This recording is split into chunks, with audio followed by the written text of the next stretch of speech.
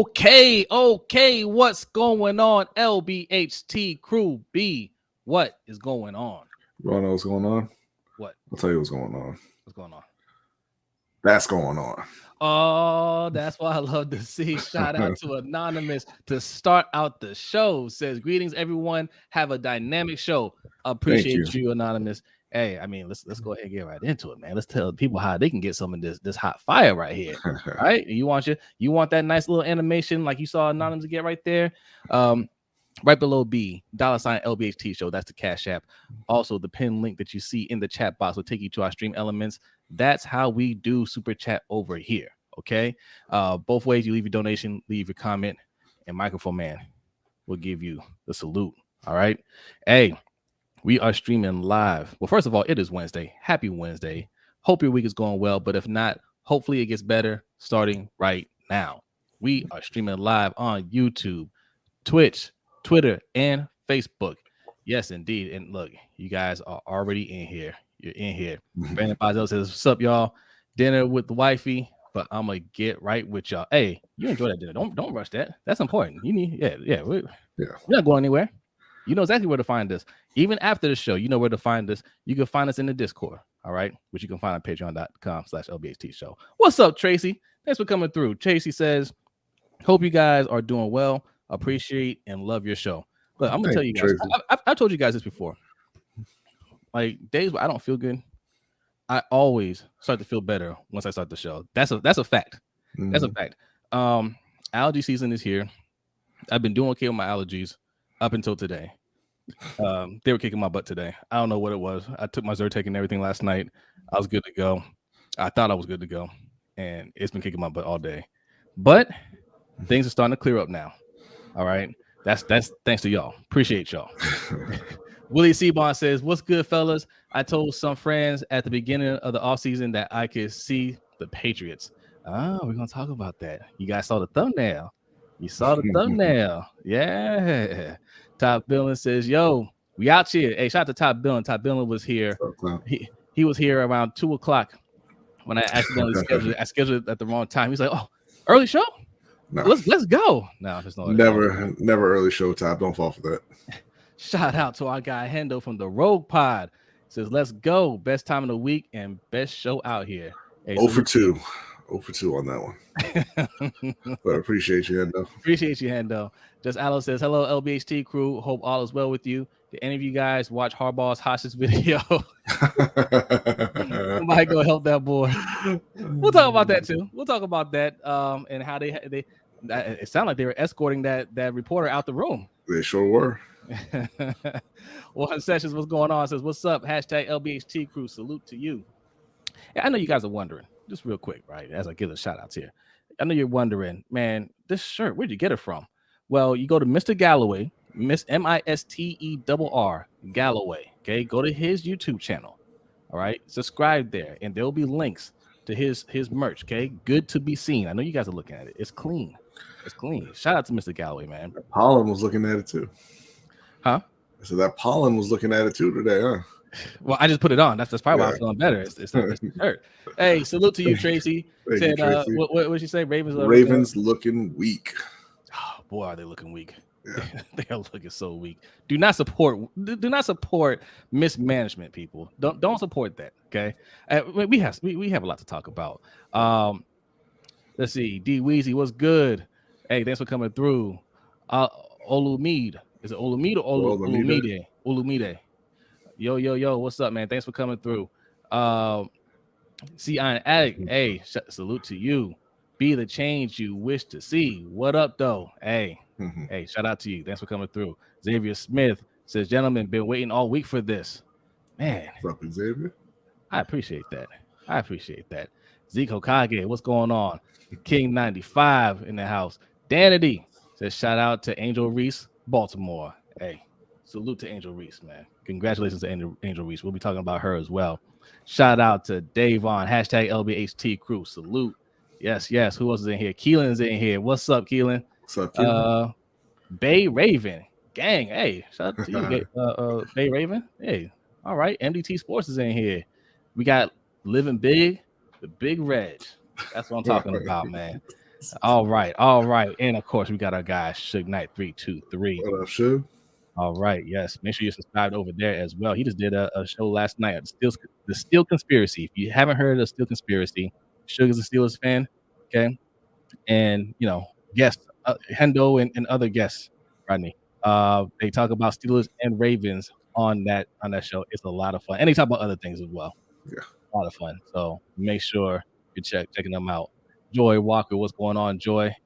The other Jose. I'm not gonna call you the other Jose. That's respectful. Okay. We gotta come up with a nickname. Jose C. We're gonna come up with a nickname for you. To salute to the crew. Eight's name is not to be spoken tonight because EDC said so. Oh, well, technically it wasn't EDC, it was his henchman. Okay, he shut that guy down too. I don't think that guy was going to ask about Lamar Jackson. He was asking about the quarterback position. Yeah, like he was trying to get him to comment on Lamar by kind of spinning the draft in there. It's a fair question. He's like, it is, of course. He's like, given the situation, are you looking at quarterback? I mean, that's draft related, right? Yeah. And that's really the only thing people want. But he said Lamar. Yeah. Well, he said, I know you said don't talk about Lamar anymore. And they said, They sniped him, boy. Get him the hell out of here. What's going on, Marco G? Marco says, what's good, fellas? I heard Hendo got kicked out of the Ravens presser today. It was Hendo. I thought I heard somebody cussing. What's going on? MJ says, yes, sir. Give us the real answers, Brodny and Jose. Hey, we're going to try, man.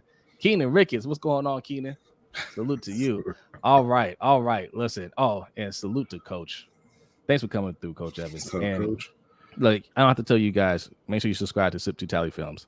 All right. Yeah, you already are. But go subscribe to more Sip to Tally Films too. More, yes. What's better than Sip to Tally? More Sip to Tally. Okay. So go over there, subscribe to both channels. He's got a daily show, semi-daily show, Monday through Wednesday, 4 to 4:30, or 4:30 to 5. 4:30 to 5. Right. I think so. Yes, yeah. Great show, call-in show. You guys always ask us about a call-in show. We don't do call-ins, but Coach Evans will hook you up. Okay, you want to complain about us? You can go to Coach Evans' show and rant all you want. All right, some of you guys do it already. So hey, go over there and get it in. All right. Who else we got in here? Rave Kingdom. He's one of the guys that was complaining about us. Salute to you, Rave Kingdom. Thanks for coming through. Lady of Distinction, thanks for coming through. God, Raven C. Hey, salute to you, Raven C. Should in here earlier with the donation says, what's up, crew? I know you've been talking about it later. You'll be talking about it later, but I'm more excited about the women's NCAA season next year than I am baseball season. I mean, yeah. Brodny going to hit Hendo with "You Can't See Me" when it takes the belt from Hendo. Much That's love, right. Fam. Well, okay, listen, we ain't gotta take the shots at baseball. We ain't gotta take shots at baseball. I'm more excited about the rest of this bottle of water than I am about the baseball season. Oh, wow. I'm more excited about this water that's in my nice Ravens Roundup mug. Do you guys like that? You guys like that? Check out Sip to Tally's channel. More information there. Okay. More excited about reminiscing about those last sips of water than I am the baseball season. I was gonna say I'm more excited about the women's basketball season than the men's basketball season. Absolutely. Right. There's there's nothing going on with the men because the stars, they're there for a season and then they leave. Yes. There's no continuity. There's nothing to look forward to. Yeah. So living legend, salute to you, man. Thanks for coming through. And shout out to Tanja. Says, what's up, Jose, Brodny, and crew. Tanja. Hey, indeed. All right. Listen, man, already 77 people in here. Go ahead and hit that like button. We got a lot to talk about today. Right. It's not going to be just Ravens and Lamar. We don't always, I mean, it never is. But, Angel Reese, you got stuff going on there. We got a UFC event that's going on this weekend, a big one. So we're going to discuss all that stuff. But first, we like to start every show with the Black History Fact. And B has a Black History Fact for you. Yeah, gonna again keep it fairly quick here. Today is the anniversary of the birth of Booker T. Washington, and most of you know him from his legendary run as part of Harlem Heat. Not that one. No, this is a a civil rights leader, educator, who's born in the late 1800s. I wish I had a picture to put it up right there.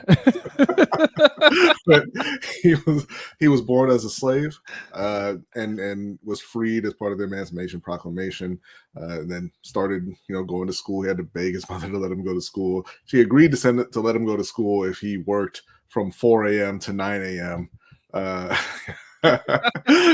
Prior to going to school, which he did. And then he went on to the Hampton Institute, and then over to the was it Wesleyan? I want to say Wesleyan.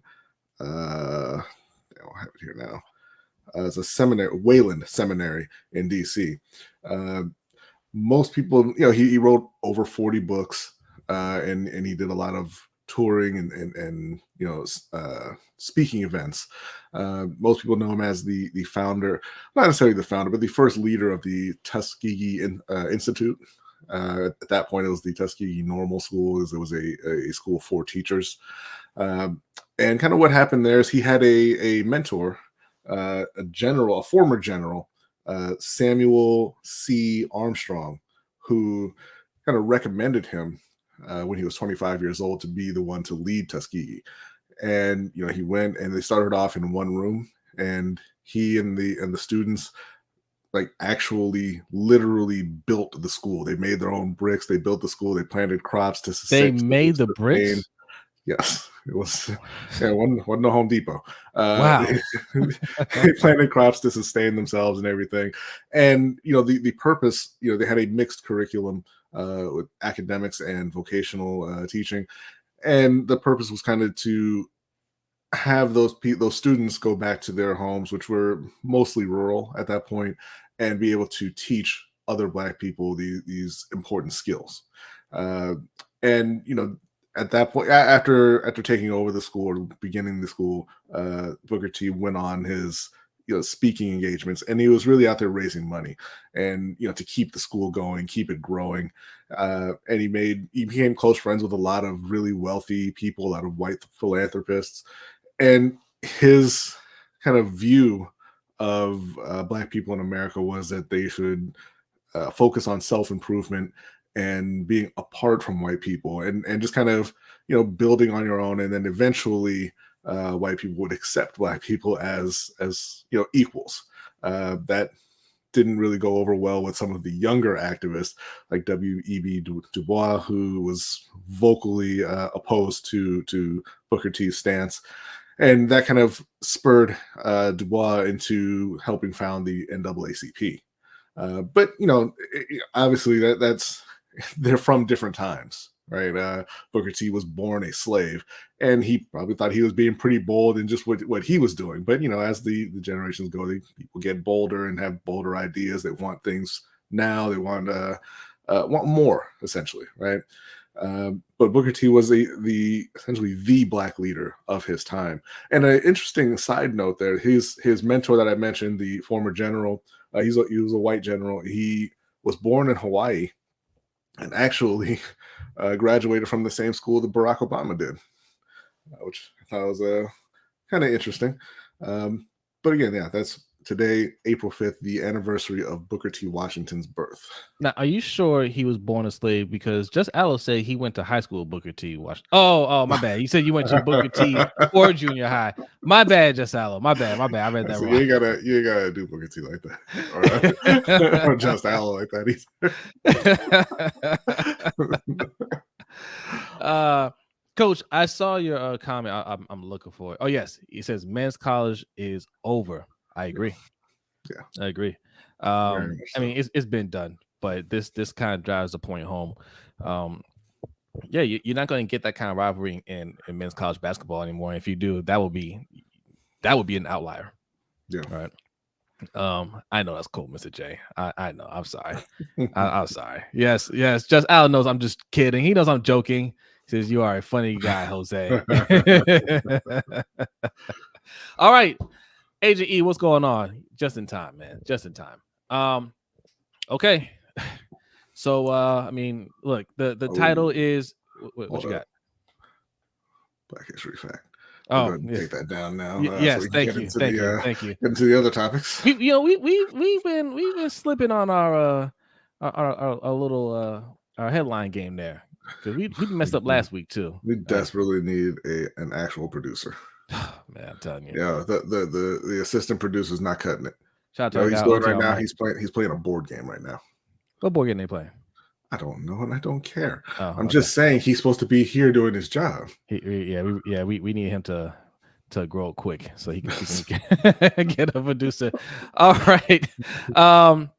Listen, could Lamar be going to the New England Patriots? How did this come up? Well, apparently it ain't all good with Mac Jones over in New England, ladies and gentlemen. Who knew?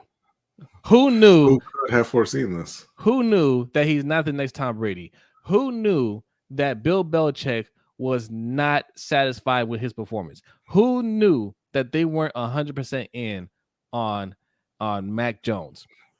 I mean, that's the most obvious thing in the world, right? I mean, the Patriots have all but came out and said it's like since last year that they want Lamar Jackson, right? They're giving you all the smoke signals, telling you, yeah, we want Lamar here. Of course, he shot Mac Jones. Well, to be fair, I think Meek Mill really kicked it off when he got people to ask Robert Kraft about Lamar, and Robert Kraft said that's up to Bill Belichick. And then maybe the Patriots beat writers got up and started doing their job since the Philly rapper was beating them to stories. They found out that they've been shopping Mac Jones aggressively. And it's not a surprise that you have not found any takers yet. Well, I mean, that's not to be disrespectful to Mac Jones. You're talking about a draft coming up where there are possibly 5 first-round quarterbacks. You want to talk about not wanted? That man's not wanted. There's a lot of quarterbacks in the draft. Yes. Teams are going to wait and see if maybe they can grab one of them. There's nobody knows where Will Levis is going. True. I've seen him projected from as high as 4 and as low as I believe like 19. Yeah. Nobody really knows where that guy's going. And then after Will Levis, you got Hendon Hooker. Yeah. And then there are a few other guys that some teams like. What's up, Nitro? Nitro is always in destroy mode. He says, "I'm here, bros. Please destroy this front office." Man, look, he'd be calling me at night, man. He'd just be crying, just be like, "Jose, I don't know what to do." I'm trying to tell him to quit, right? Save your reputation and quit. You'll get another job, but your name can't be tied to. I mean, look, it's already kind of tarnished, right? Because it's tied to it now. But quit before he actually leaves the building. Okay. Yeah. Look, man. Yeah, like this when Meek Mill brought up the whole they want Lamar there, and they asked Robert Kraft, they asked the hoodie, and the hoodie's like, I don't talk about other players and all that stuff, whatever. What none of them said was we have a quarterback. Right? What none of them said was, hey, we got a guy here. Because even if they don't believe that, that's a throwaway line. I mean, he's a third-year quarterback. You would think that would be the automatic response. Robert Kraft completely forgot about him. He did, right? He probably went back later. He's like, oh man, I forgot we had Mac Jones. Damn it. Well, can't take it back now. Damn it, Meek. So yes, they're looking into it, and like we've been saying, after the draft, things are going to pick up, right? After the quarterbacks, because I don't think I know your guy EDC said there's like 5 quarterbacks that they believe in, some nonsense like that. There's 3, right? There might be a 4th one that pops up that surprises people, but there's 3 that people really like. And once they're gone, teams are going to be looking elsewhere. Mm-hmm. Hendo brought up on his video that he put out earlier that I'm stealing topics from, that I told him I'll steal his topics. Hendo brought up a good point about the Jets. They haven't worked out a deal with Aaron Rodgers yet. And look, the clock is ticking, man. If Green Bay does not come down the price, and there's rumors that other teams might be offering Green Bay something. Well, I was going to say, because the Jets had said publicly that they weren't in on Lamar because they felt that would be negotiating in bad faith. Yeah. And once again, good guys finish last because apparently Green Bay's talking to San Francisco as well. Davon says they're including Stetson Bennett in that as well. Yeah, EDC that said that there's about 5 or there's more than 5 quarterbacks that you like. I wouldn't be surprised that they looked at Stetson Bennett. I don't believe it. Here's what I do believe in. Our guy, Mr. Sutton Def. What is going on? Rain Gang, man? Purple Rain Podcast. What's going on, my friend? What's going on, fellas? What up to Lunch Break Hot Take? Appreciate y'all having me on, man. It's been a while. It's been a little while, but I'm glad to be back here, man. I missed y'all. So how y'all doing? Listen. I'm gonna tell you guys a little story. Okay, story time. We always look bad in your stories, man. we do. We are going to look bad because a while ago, right? We were selling merch. We were selling on was it Teespring or whatever, yeah. And we didn't like the quality.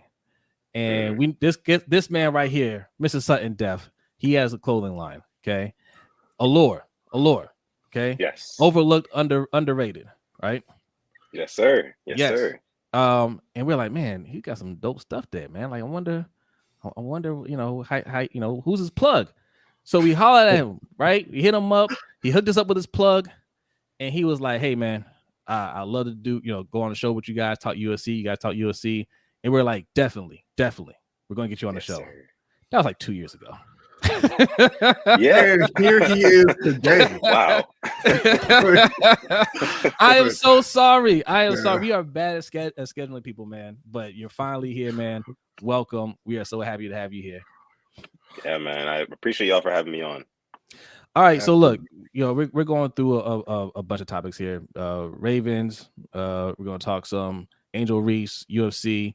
Anything you got opinions on, man, feel free to chime in. You ain't following it, that's cool too. But I know you're following the Lamar stuff. How do you feel about the latest talk of the Patriots' interest in Lamar? Well, I mean, let me just preface what I'm about to say with this. I am a dejected Ravens fan at the moment. I've been feeling very disconnected from all of it, and that's by choice because I'm kind of fed up with it all, and I'm sure you guys can attest to it. Like it's just exhausting, hearing just all these rumors, not knowing what the truth is, and we get a little bit of news here and there and here and there. So it's just exhausting for me, and I'm feeling like a little bit of a dejected Ravens fan. But this latest news, these latest developments about him possibly, maybe hooking up with the Patriots. I mean, I would like it. I respect Bill Belichick as a coach, and I feel like it would be a huge litmus test for him to get a talent like Lamar Jackson. It would really be a test to say, like, okay, how good of a coach are you really? And as a fan of the sport, I would love to see that, unfold. So, I mean, I'm at a point now, like I said, I'm a dejected Ravens fan. So if we lose Lamar, I'm at a point now where, like, I've already kind of made my mind up. I'm good. I'm good with it, right? Yeah, I mean, to the Patriots, that would be very, very interesting. Now, if it's up to me, of course, he doesn't go anywhere. He stays right here in Baltimore. But I wouldn't mind him going to the Patriots. But there's a lack of weapons there, right, guys? Like, I mean, there's just not a whole lot that he would be kind of, how do you say, like inheriting, by going to the Patriots. So, I mean, what are you guys' thoughts on that? I don't know. Well, I was going to mention that as well. Like, their cupboard is looking pretty bare at the moment. I mean, they did sign Juju. I like Juju a lot. But I think that the Patriots would be far more aggressive in going out and trying to surround Lamar with talent if they were to acquire him. But, at this point, that really just looks like DeAndre Hopkins, right? The rest of the market is kind of dried up a bit. So I think that, if he ended up in New England, it might be a year or two process. I mean, obviously you'll see an immediate impact just from Lamar being there because Lamar is Lamar and he's not McCorkle. But I think in terms of being a Super Bowl contender, you're looking at, 1 or 2 years and they can really build up around Lamar and kind of show the rest of the league what he's really capable of and what Bill Belichick has been kind of, he's been looking for years. He's been infatuated with Cam ever since, Cam started tearing up his defenses. He's always been looking for that really kind of that dual threat quarterback. So I mean, I'd be really excited to see it. Obviously, I would have preferred Carolina, but Carolina went ahead and traded up to number 1, so that's kind of dead. But in terms of the other options, you know, I think the San Francisco and New England probably the most interesting landing spots for me. I think Juju, and if they get D-Hop, I mean, he's never had that type of talent at the same time in Baltimore. I think that would be huge. They could compete instantly, I think, if they did that. Right. But it goes to Sutton's point. It depends on if Hoodie's really got it or not. You know? Tom Brady going off on his own, going to the Bucs and win a Super Bowl, and the Hoodie's got some lukewarm success with Cam and Mac Jones. You know, people are starting to question, was it really Belichick? You have Asante Samuel coming out saying, man, he ain't really do nothing, man. That was all Tom Brady. Right. Yeah. So I mean, that's a good question. And it makes sense. I mean, it would make all the sense in the world for Bill Belichick to go after this opportunity, you know, because he had so much success when Tom Brady was there. And the question was always, well, who deserves more credit, Brady or Belichick? You know, obviously Brady left, and Belichick's success, it had a rapid decline, you know. So this would be his opportunity to say, hey, I'm going to take a quarterback that everybody in the league knowingly has doubts about. I'm going to take him, and I'm going to take him to the promised land. You know, that would be like the ultimate kind of like claim to fame, and put his name back in the conversation of like, okay, was it really Brady, or was it more Belichick? Is Belichick really like the GOAT we should be talking about here, or what? You know, so I mean, I think that's is very valid. I mean, it just makes sense, you know. So we'll see what happens, but because we know that Bill Belichick, he is the coach and GM acting, so. We'll see what he wants to do. And I think nothing's really going to come to pass when it comes to Lamar Jackson until either day of the draft or maybe like within a week after the draft. That's just me. Yeah, I think this goes to show that no matter how great of a coach you are, you still need talent, right? Yeah, and the thing with Tom Brady, like, you know, I know that he's always going to get that credit because, hey, he went to a team that was under 500, took him to the Super Bowl immediately, right? But that team made a lot of additions when Tom Brady got there. And, I mean, they already had Mike Evans and Chris Godwin, and then they bring in Gronkowski, they bring in Antonio Brown. They really upgraded the O-line. They did a lot of work on the defense. So it wasn't the 7-9 team that they were the previous year that he walked into. But yeah, like I said, you know, with Bill in New England, you go from Tom Brady down to Mac Jones, it's not going to look great. Hey, salute to Engrave, and thanks for coming through. It says raining lunch break. Okay. Nitro says, okay, LBHT, nice guest speakers. Of course. When we get them, we are so bad scheduling people, man. I'm so sorry about that. Just Alice says, I want Lamar to go somewhere where there is real talent on offense. Yeah, that's all we've been asking here. Just get them, you know, invest in your best player. That's all we've ever asked is if you're relying on him to win, then invest in him, right? Because what we talking about now? Hey, salute to Keelan. I'm gonna read that in 1 second, Keelan. But you know, when we're talking about Lamar's contract, what always gets brought up is he's only won one playoff game, right? You know, what's his record? Well, I mean, we don't talk about that when it comes to defensive players getting their money. We don't say how many playoffs has Roquan Smith been to? How many playoff wins has Marcus Williams had? Right? We don't do that because you know they're excellent players, right? But when it comes down to it, crunch time, we are not asking the defense to close anything. We're not asking the defense to win anything. We want them to play well for the most part, but we're not asking them to win the games. We're asking Lamar Jackson to win the games. So. Right. So did you happen to see the press conference today, or at least the clips of the press conference? So I didn't watch the entire thing. I did see the I guess the most viral clip where they kind of cut off the guy talking about Lamar, and you know, Harbaugh was looking mad awkward up there. I saw that. Yeah. Somebody said that was Hendo. All right, let me read this real quick. Shout out to Keelan for the $2 donation. Appreciate you. Says the Patriots weapons are Juju, Kendrick Bourne, Devontae Parker, Hunter Henry, Tyquan Thornton, and with Bill O'Brien as the OC, that O-line would be enough to win. But I think Lamar gets traded to the Colts on draft day, and the deal is done already. Okay. they're the one who I thought would maybe jump out to get Lamar prior to the draft, because they're sitting in that 4 spot. You're not going to get one of the top 3. Nobody wants Will Levis, right? Like, and that's not to say he can't. He's definitely not going to be a good player, but he's kind of the odd man out of that group of 4. And the Colts could possibly talk Baltimore into just taking the 1 first-round pick, because it's the number 4 pick, and they get their quarterback at that point. Maybe some later picks in there, but maybe you're not giving up quite as much if you wait until after the draft and you're competing at that point with San Francisco, Miami, and anybody else who wants to jump in. But yeah, back to the press conference today. What did you think about the look of Baltimore, their GM and head coach shutting down questions about Lamar like that? Man, I mean, this comes a week and 2 days after Lamar, had that tweet storm talking about, I requested a trade and all that. This is the first time we've publicly heard from Harbaugh and EDC since then.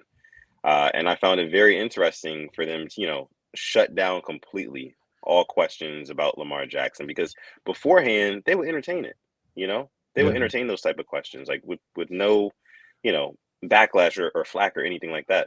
So that was very telling to me, for sure. But at the same time, one thing you can say about DaCosta and Harbaugh when they're speaking publicly, they hold cards very close to their chest, and that's just it comes natural to them almost, and it makes you want to strangle them sometimes. It's like, I know you have feelings and thoughts about this whole situation, like, because we do. But it's literally their job to keep things under wraps. So, like, I get it. And, like, they call the pre-draft interview, they call that the liar's luncheon. So I didn't really expect to get a whole lot of solid information out of it anyway. So, I guess you could say a little bit indifferent about it. Okay. Yeah. I mean, you hit the nail right on the head, right? Like, you don't really expect much from these things. It was that funny moment where they kind of shut the guy down, because I don't think he was going to ask. He asked an indirect question about Lamar, but it was more about, listen, man, like it's the elephant in the room, right? Things aren't great with Lamar. He asked for a trade. Are you looking at quarterback in the draft? I mean, we're talking about the draft. That's a fair, very draft question. Fair question. Yeah. But he said the words you can't say. You can't say Lamar Jackson. So they're like, no, we gotta shut it down, right? Right. But that tells you that they're on edge, man. Right? Yeah. Like that tells you that it's not all good, because they made it clear before they started, do not ask about Lamar. We're not going to do it anymore. We're going to shut that down. And I mean, that shows you that they're on the ropes, man. They're nervous about this, because even if they trade it, even if they trade them to the Colts are picking what, 4th? For my dog house. It's all good. Your dog is welcome too. But they trade for the 4th pick. That doesn't guarantee them a quality quarterback there. I know EDC said that he liked 4 or 5 quarterbacks or more. We don't believe that. All right. You're hoping they can get one of those top 3. Yeah, to Sutton's point, it's really the difference in the way they handle the questions, right? Because before it was, 200% he's our quarterback. Yeah, he's definitely going to be here. Yeah, we're for sure getting this deal done. Lamar's not going anywhere. And then it was, that dude said, Lamar, get him out of here. Yeah, dude over there, you're out of here. Harbaugh, he had the stone face, and I mean, it was real awkward. Like, it was like, you're bringing up that member of the family that nobody talks about, and so the difference in the way that they receive those questions, kind of like you said, tells me that they're not at this point very confident about him coming back. Salute to Marco G for the 420. Says Harbs look petrified because he knows how much Lamar makes his job easier. They look tense, defensive, and concerned. Yes, which tells me they know Lamar is probably gone. No way you look concerned if behind the scenes everything's okay. Facts. And it's always been my stance that, because people keep saying, oh, he's most likely going to end up back in Baltimore. And for me, it's always been like, people think that just because a player like this has never switched teams before, and you just can't really envision it happening. but everything that is going down is pointing to him being gone. So we'll see. All right, so we're gonna switch gears real quick. We're gonna talk some because we gotta get to the UFC. And if we let this crowd take control of this, they will have us here for 2 hours talking strictly Lamar. Okay, there will be order here, ladies and gentlemen. Let me read this real quick from Attitude Pop, because Attitude Pop he won't stop. Lamar not going to the Patriots. You got players telling him Bellichick is not a good person. 2 QBs have grown tired of him, Brady and now Mac, and there's no weapons over there, and fan base is racist. You described every fan base. He's got more weapons there than in Baltimore, and I don't think Mac is tired of him. Yeah, I don't think that's the problem.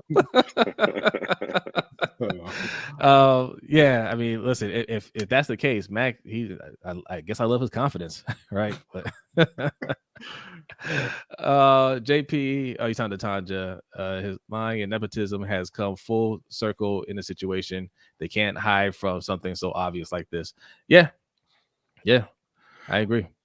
So we're gonna go ahead and switch gears to the big event this weekend, UFC 287. Yes, the rematch between Israel Adesanya and Alex Pereira.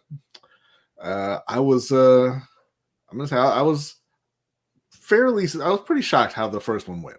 I thought that Adesanya would be able to handle him, and it seemed like he was doing fine through most of the fight, and then he just got caught there towards very close to the end. At this point, I got to question like how much Pereira is just in his head, right? Yeah. What are your thoughts on the event, Sutton? First of all, shout out to Sip to Tally Films. I see my guy Coach is in the chat. Yes, he says I'm locked in for the UFC. And, I like to hear that. I'm glad to hear that. I'm glad there's more UFC fans, that I know personally. I mean, I like that. I like that. But how I'm feeling about this fight, man.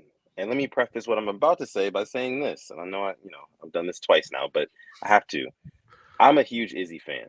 Mm-hmm. I'm a huge Izzy fan. The last time that he fought Pereira, I picked Pereira to win. This time, I'm picking Izzy. I feel like this rivalry is very, very, it's very mental. There's a huge mental side of it, especially for Israel Adesanya losing to this guy, 3 times now. He feels like he has to get this one back for his legacy. And I feel like in the first fight, he was doing more probing and less hunting when it came to how he was fighting Alex Pereira, the way he approached that fight. Alex Pereira is hunting the whole time, waiting for that right moment, to take him out, to take Izzy out, trying to be intentional about that. Izzy, on the other hand, he likes to touch you up, you know what I mean? Kind of dance around, look good doing it, that sort of thing. But, that's not always going to win you a fight, especially when you're fighting a savage like Alex Pereira. Yeah. So I think that Izzy understands that, and in this fight, he'll be more intentional about stopping Alex Pereira, like putting the pedal, like pushing the gas pedal, and like actually trying to get this guy out of there, and not letting him like linger around until he knows that he can take every single punch that he has to throw at him. So that sort of thing. But yeah, those are my general thoughts about it. I really want to get you guys' take about it. I want to know who you guys think is going to win this fight.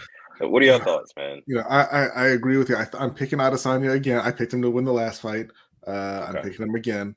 And to your point, in the first fight, he almost had him out of there, and I believe was at the end of the second. Yeah. Yes. And then he just went back and he just fought very conservatively. Yeah. He stayed on the cage. He kept moving, and he fought well, right? But he fought defensively.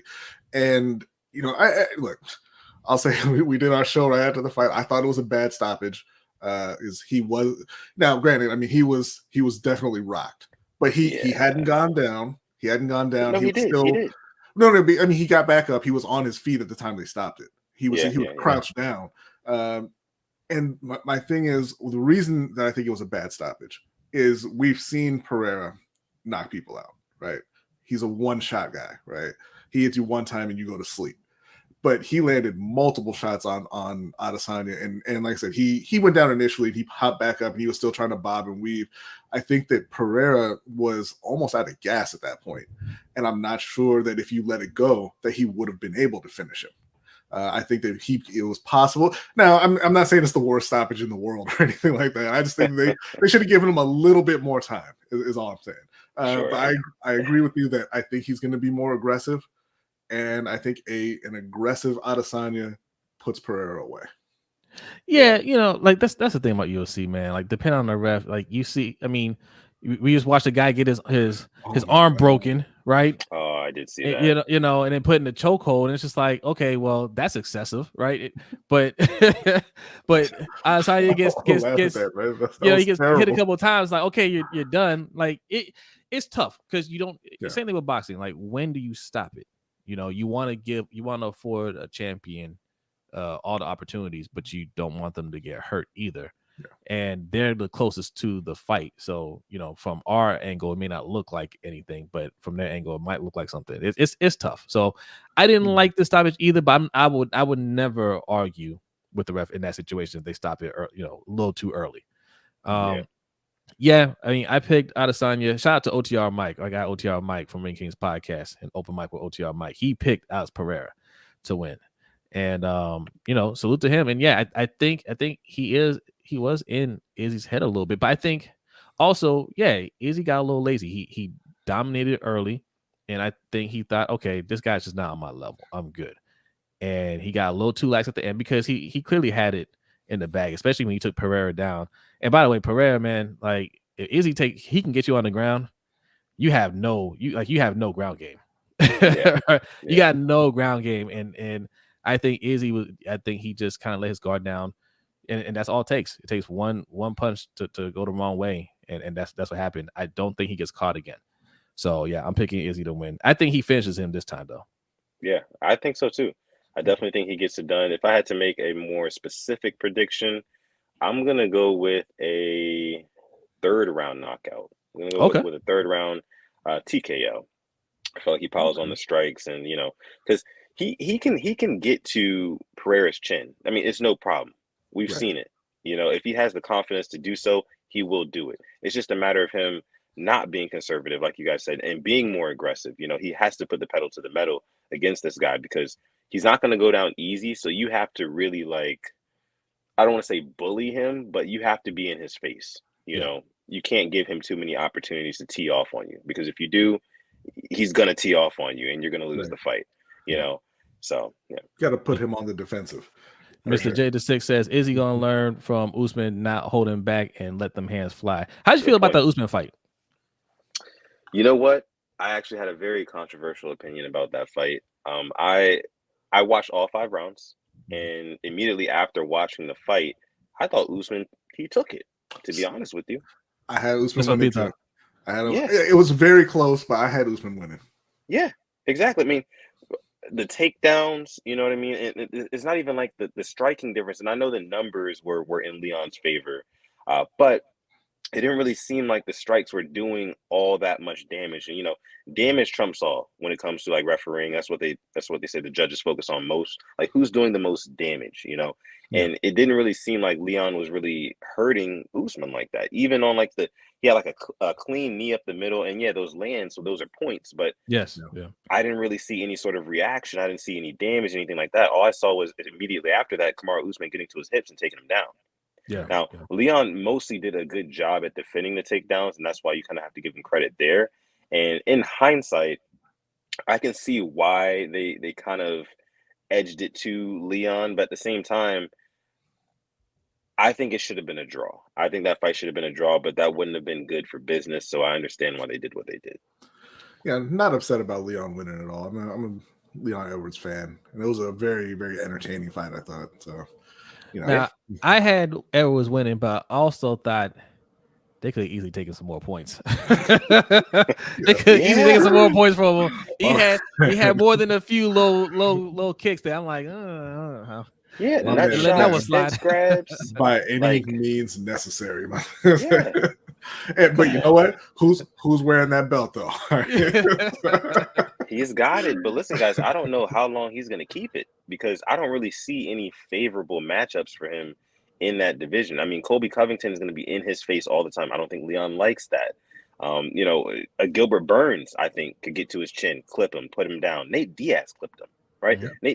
We're talking about Nate Diaz. Gilbert Burns has sat down the likes of Kamaru Usman and a lot of other, really good fighters. So I just don't see how Leon Edwards has longevity with this belt. You guys? I think. Oh, go ahead. No, go ahead. No, I think Covington. I don't believe in Covington, to be honest. I think he can smoke. I think he smokes Covington. I think Covington. He's got a lot of endurance, but I just he don't have a great chin either. I don't think he's as skilled as Leon Edwards. I think Edwards smokes him. Now, Gilbert Burns, that could be a problem. I think Gilbert Burns should be. I thought Gilbert Burns won that last match against what's his name? I keep forgetting his name. He beat Neil Magny last. Not Magny. No, you're talking about Hamzat Chimaev. Chimaev. Okay. I thought he won that fight. I thought he won that fight. It was a close fight. I thought he should have won that fight. But we talking about putting people down. He hurt. That's the first person I saw piece up Chimaev like that. Yeah. So and Chimaev would give Leon Edwards some problems too. Oh yeah, definitely. Yeah. So yeah, there's some dogs in that weight class. That's why I love that weight class. That's the welterweight division, right? Yep. But I don't agree with Covington getting another shot. He's already had 2 shots at the title and lost.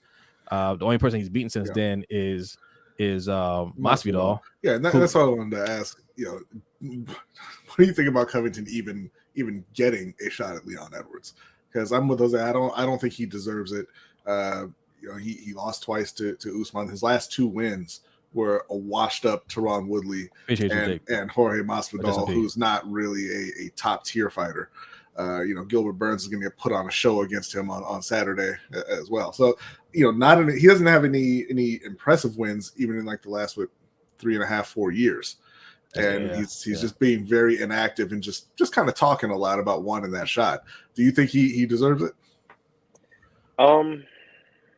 So when you talk about the word deserve in the fight game, it's very hard because there's a lot more to it than just like the black and white part of it, like the wins and losses, and what you've done.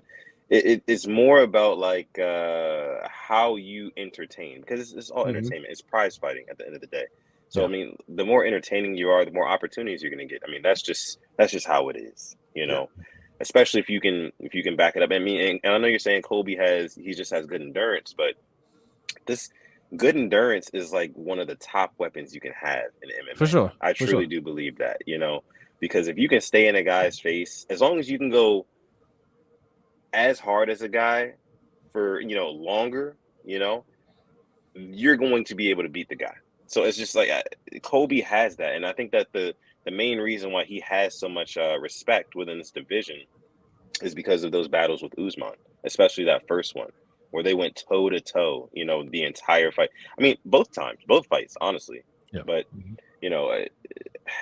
I don't know, man. I really think you're sleeping on Colby. I'm not gonna lie. I think you're sleeping on him. I think he's gonna come back and he's gonna take that belt from Leon. Like I'm not. He got the pillow hands though. I don't think he's a bad fighter. I don't think he's a bad fighter. But I think Burns is just a better fighter than him. I think why I keep forgetting his name? Chimaev. I think I keep on calling him Makhachev, but I think Chimaev is just a better fighter. I think there are better fighters in that division that he hasn't fought, and I don't like the fact that he keeps getting. He's not fighting there no more. Chimaev's not at 170 anymore. He's going up to 185.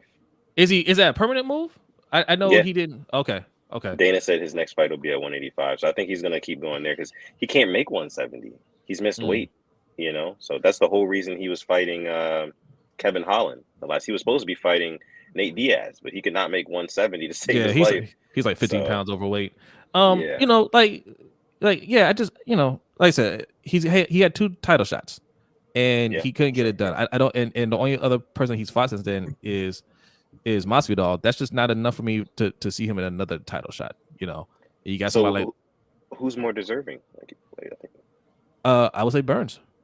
I know Burns already lost to him, but if you're talking about getting another shot, I mean, you you have Covington had 2 shots at him. Let Burns get another go at him. Yeah, and that's kind of been, excuse me, our thing with the UFC. It's one of the things that we don't like about the UFC is that, they talk about how they make the fights that everyone wants to see, right? They make those fights, but you don't have enough fighters to constantly pit the top guys against each other because, eventually you run into a situation like this where Muhammad's another one where you run out of guys, right? Like Usman he lapped the division twice, and it's like, well, what's next? And then, obviously he got upset, but you look around and it's like, yeah, well, where do you go? I'm sitting here saying you don't go to Covington just because he hasn't. I just don't feel like he's earned it since he's had the 2 shots. He beat Masvidal, and then he's just been kind of sitting around. But to your point, there's a lot of other guys out there who you could argue that Covington is better than, and that maybe they don't deserve the shot either. But that's part of the. I would like to see Covington fight those guys, though. That's my whole thing. Yeah, but it's just a thing that comes with the UFC of making all those fights immediately, and then you kind of run out of road. Yeah, let me read. I'm sorry. I was going to read this real quick from Show. Appreciate the donation. Show. It says, "Is he about to be out cold like Dr. Joe Biden at the presser today? Izzy was irritable and very tight today. Is he going to have nightmares Friday night?" Okay, all right. We'll see. I'm sorry, Sutton. Go ahead. What were you saying? Shoot, what was I saying? I threw you off. I the last thing I said was I want to see Covington fight more people in the division. Yeah, I remember. So Colby Covington for the welterweight division, he's the gatekeeper of that division. Like anybody who wants to fight for the title should, I think, at least have to go through him or Gilbert Burns. I think him and Gilbert Burns really need to fight. That fight really needs to happen. That's what I'm saying. And I agree. I agree for sure.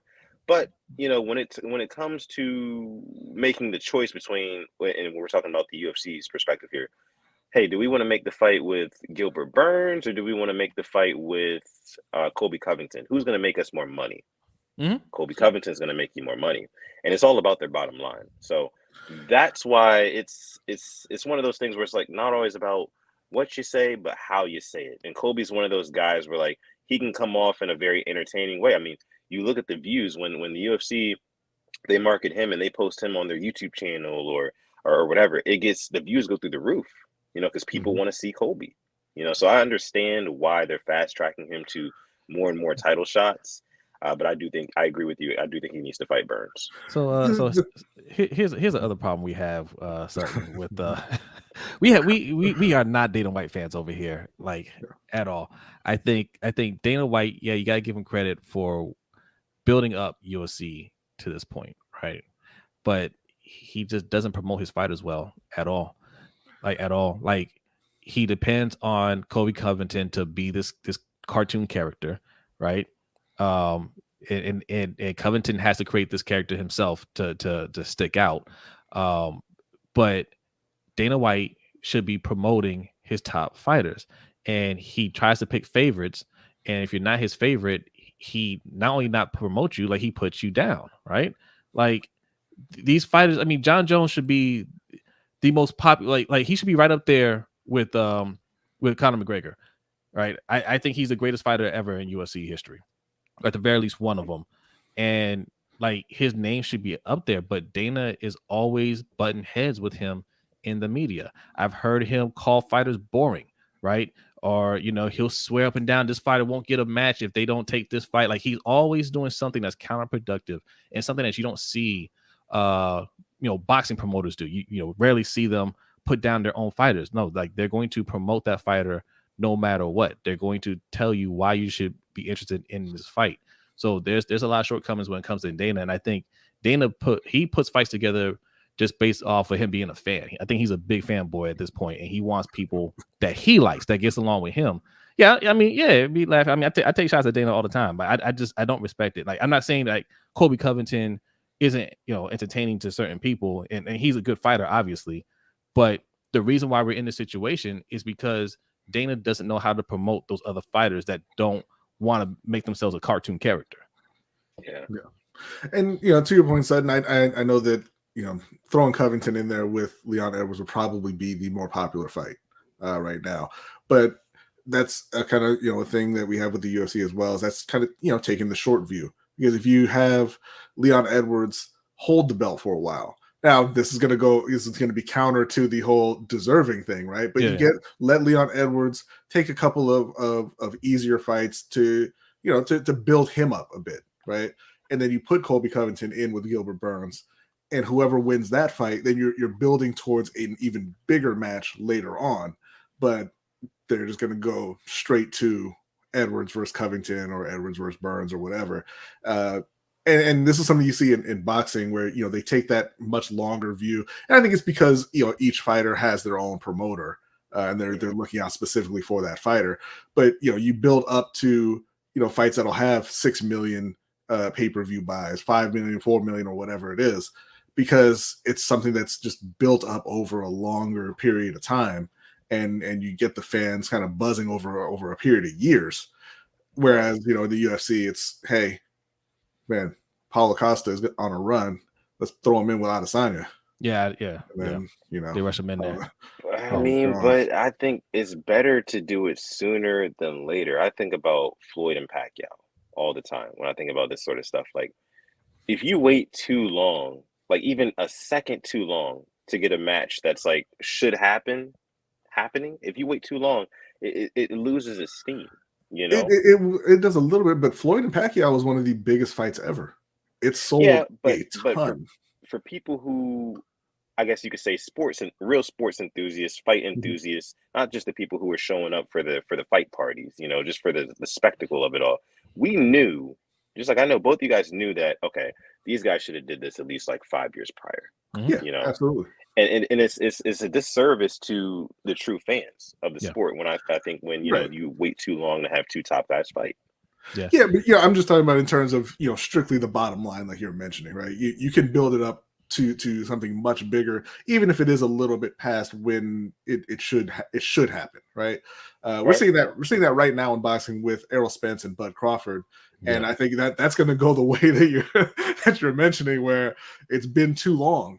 And I think a lot of fans, even hardcore boxing fans, are just like, man, I'm just, I'm tired of the wait, and I'm tired of the will they, won't they? I don't care anymore. Right. And that's when you do it the wrong way. Going with Black Prime. But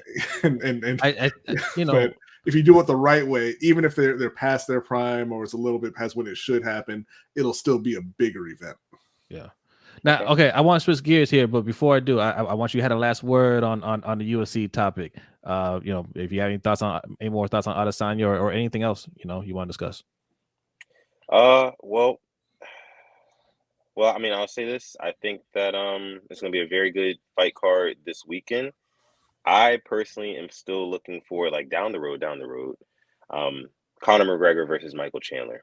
That is one fight that I have circled on my calendar. I cannot wait until that one happens. That is going to be a true spectacle. I think that's going to be a really, really good fight. Two evenly matched guys. They both want to do the same things in the octagon, so it's going to make for a really good fight. So I'll say that. But just wrapping up what I said before about Izzy and Pereira, I got Izzy in this fight, round 3 TKO.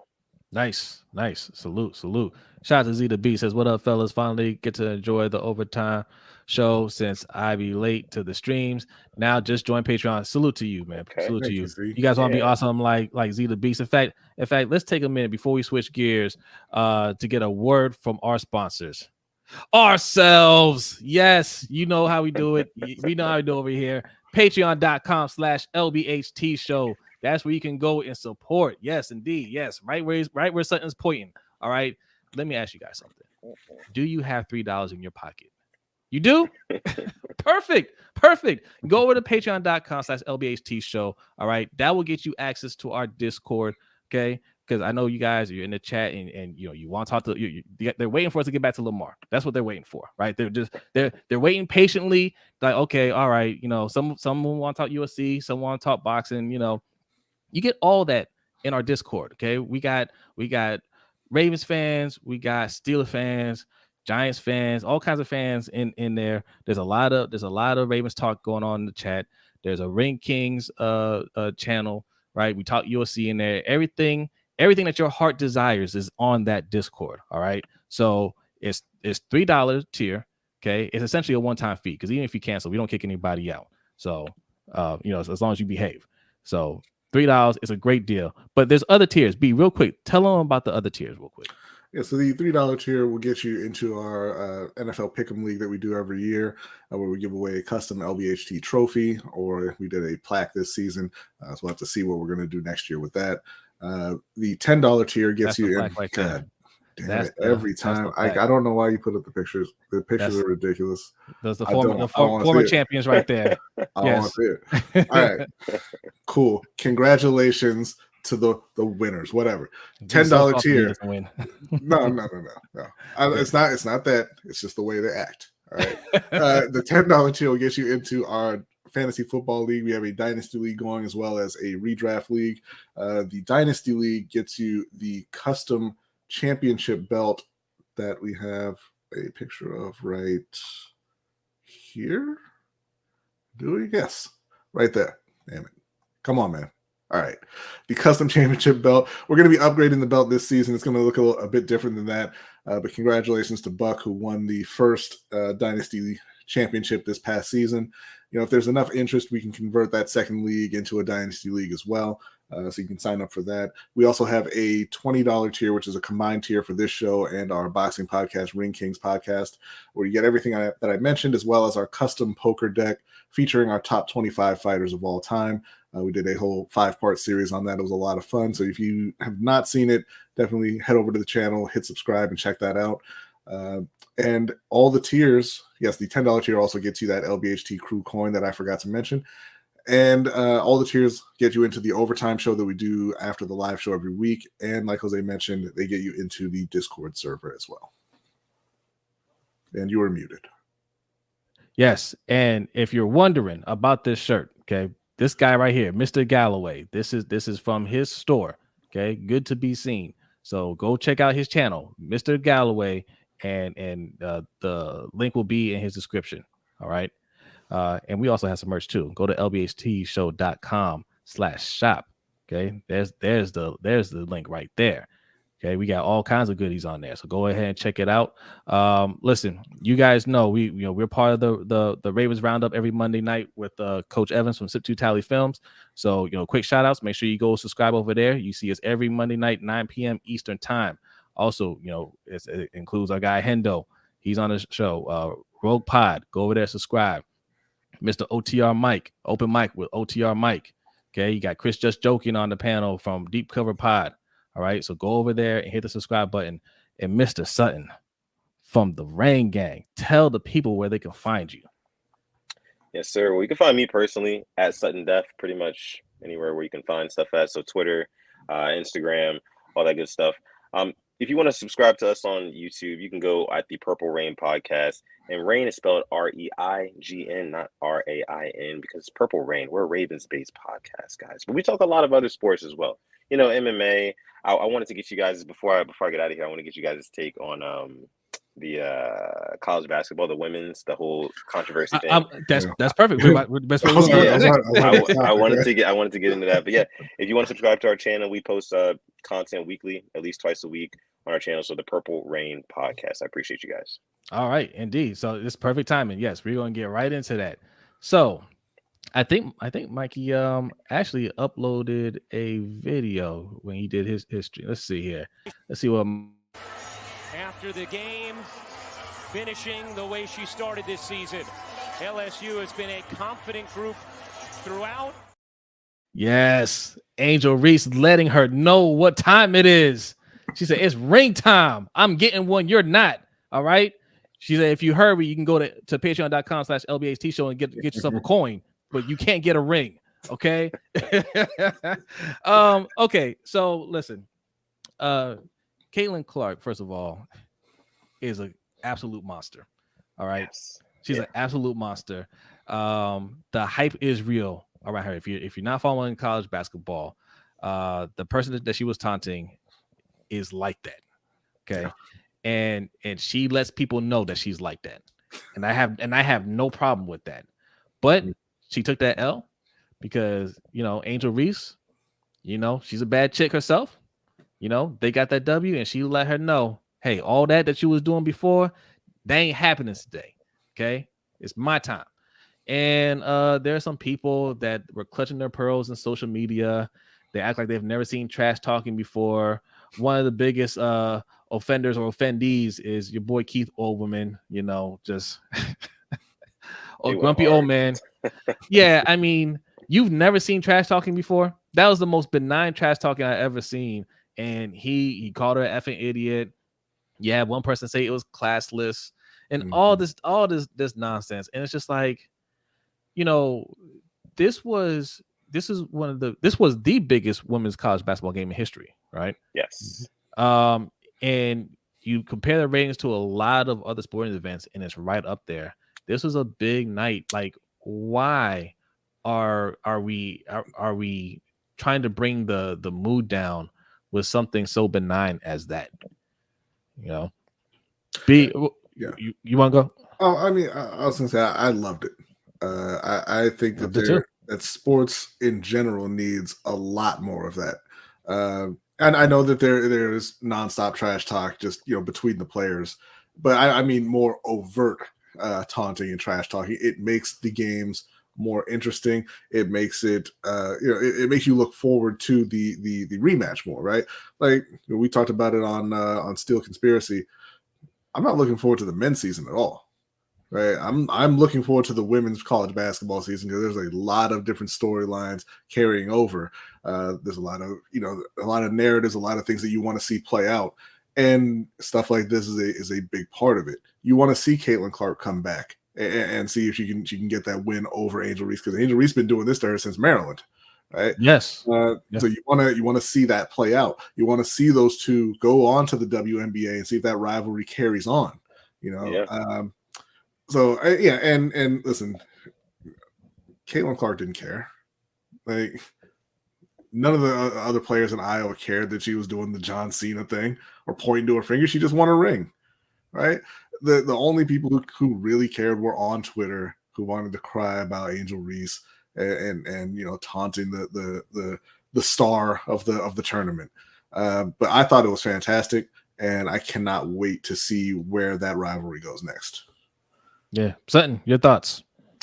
Yeah, I agree with everything you guys just said. I mean, I definitely do support the trash talk because it creates for a good storyline, and storyline is really what drives our interest in these sports in the first place, So I thought it was really, now I will say this about Angel Reese. I thought it was a little bit unnecessary to go out of your way to kind of follow her around the court and make sure that she was seeing you. Like, wait, you see me? Are you sure you see me? Like, that was a little bit excessive, to me at least. Like, you could have just did one little walk by and been like, yeah, what's up? But excessive is what makes it so much better.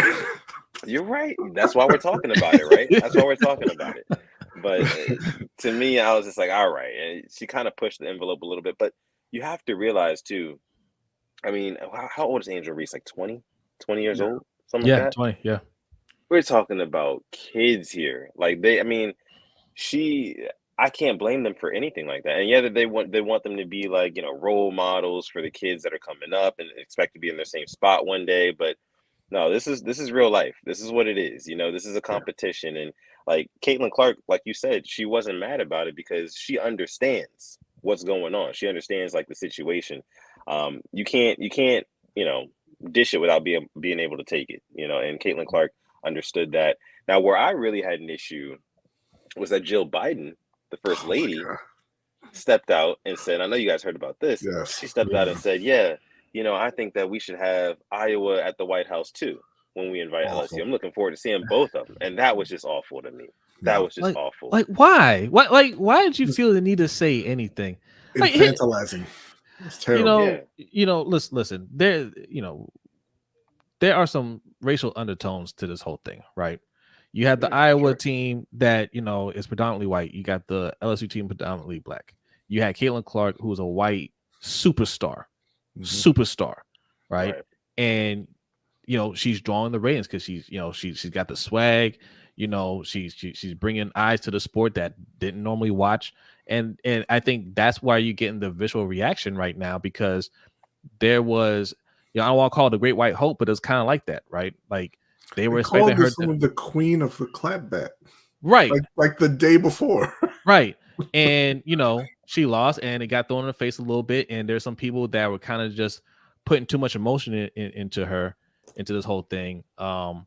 That just they just let it out on Twitter, right? Mm-hmm. Because that's so disrespectful, right? That's so that's uncalled for. We've never seen anything like that ever before, right? No. But what about this? How come nobody saved that woman right there? Okay, look at that. She looks in crisis. I mean, that's assault compared to what Angel Reese did. Look at that. She's on her face. Ma'am, I feel threatened right now. I told you before, that is my favorite all-time sports picture right there. I love it. And like, I heard people saying, "Oh, we've never seen stuff like this in the men's game or anything like that." I'm like, first of all, they fight like every other day in the men's game. But I remember I don't remember the actual, I don't remember what game it was, but I remember Steph Curry making a three, and I don't even believe the game wasn't even over. But my man did 4 separate celebrations. Like he went all the way around the court. He did like 4 different dances. I think it was like halftime. And I'm like, it's fun. Like you're not hurting anybody. You're pissing the other team off, but you're not hurting them. You're not crossing that line and making it, really personal. You're showboating, and it's their job to stop you. That's all. Let me read this tip from Ray Ron. Appreciate you guys. Ray Ron says, of course, it's all good when Becky do it. If Keisha do it, it's hood. Hey, that those are the optics. That's just kind of the society we live in. No, I mean, it is what it is. My biggest problem with it was that, I'm thinking about Joe Biden. Like, would you feel the same way if LSU lost this game? Would you be inviting LSU to the White House? For in the name of equality, or in the name that, oh, it was such a great game and they fought so hard. It's like, no, you wouldn't. And I thought it was an entertaining game, but they won by 17. Handily, right? Yeah. It would have been something, right? Like, because it's just, even then I'd be like, I don't know. But it'd have been different if this was like double or triple overtime and it was just like an exciting finish that, both teams just showed out, and it was just, very memorable. And they're like, you know what? We don't usually do this, but we want to invite both of y'all to the White House because it was such a great matchup. That'd have been a little different, but this wasn't anything close to that. No. So I mean, it's, and then of course Iowa said, nah, we good, right? And LSU was like, yeah, right, we're not showing up there. That's disrespectful. Like I said, it was infantilizing, because what you're really saying is, man, I hope Caitlin and those Iowa girls didn't get their feelings hurt. Let's invite them on the trip too. Right. And listen, we got 79 people in here. Go ahead and hit that like button. If you're new, hit that subscribe button. But if you don't watch college women's college basketball, and I'm not gonna pretend like I'm a huge fan of women's college basketball. I'm not a huge fan of college sports. But if you don't know, Caitlin Clark does not need your protection. Caitlin Clark does not need anybody's protection. She is a dog out there. Yeah. All right. Like, the reason why all that happened was because she was letting people know that whole tournament that she's a dog, and nobody could do anything about it. Okay. She's gonna be fine. And both of them are coming back next year, which is why everybody's excited for next year. Because I promise you, Caitlin Clark will be in the tournament. Angel Reese will be in the tournament. Okay. They don't need anybody's protection. Let them ball. Yeah. Not only is she going to be fine, she's going to be better, because she don't want that to happen again. Yeah. Facts. And I can only imagine, because I'm not even going to lie to you guys. I mean, I don't watch really college sports at all. I've just never been a huge fan, to be honest. But I was, I think I was out at brunch or something on Sunday, and the game was on at the particular restaurant that I was at. And, I just glanced over and I see like a lot of people paying attention to it. And I'm like, oh, well, who's playing? They're like, oh, it's the women's championship game. I didn't even know. I didn't even know the men's championship game was the day after that. Didn't know, right. But I'm watching the game, and I keep hearing people talk about Caitlin Clark. And I'm like, well, who is that? I had no clue, guys. I had no clue. Yeah. I tune into this girl play for the first time. You know, I'm at a restaurant. I'm not expecting anything big. I expect her to come out here, probably be a little bit average. You know, like the game's probably gonna be a little bit whatever. It's like, no. She came out looking like Steph Curry, and I was like, I was so taken aback at first. I was just like, are you serious right now? She's coming off of screens, just pulling up with just supreme confidence, and it's just lacing them. Nothing but net. I'm like, wow. I mean, the future of women's basketball is bright. If you got more girls like Caitlin Clark and, you know, Angel Reese as well. Yeah. You know, the South Carolina had won 42 games in a row. Wow. And they have one of the best players in the country as well, Aaliyah Boston, who's going to the WNBA this year. That's who Iowa played to get to the national championship. Remember, 42 games in a row they won. Caitlin Clark dropped a 41-point triple-double on them. So. Yeah, I got to go back and watch that game. I got to go back and watch that one. That sounds insane. Yeah, but, you know, shout out like, to her. Yeah, but that's what kind of irritates me about this whole, you know, controversy is that it's overshadowing these performances, this historic performances that the women have been having. Like, we should be real excited for women's basketball right now. You know, but and I think we better though. Maybe it's for the better because it's driving a storyline which is going to naturally bring our attention more to, you know, these same girls within the same sport next season. I know it will for me. I just told y'all, like, I never watched it really, but like I guarantee you I will be checking out an Iowa game or an LSU game next season just because of what I just witnessed and because of what everybody's talking about and how big everyone's making it. That's a good point. Absolutely. Yeah. That's a good point. All right, look, we're gonna wrap this up, but you know, we like to do bonus time here. All right, at the end of the show. So, you know, they're waiting. Attitude Pop's going to come right back in here with some more Lamar stuff. Ain't got anything that you guys want to talk about for the next few minutes? Put it in the chat.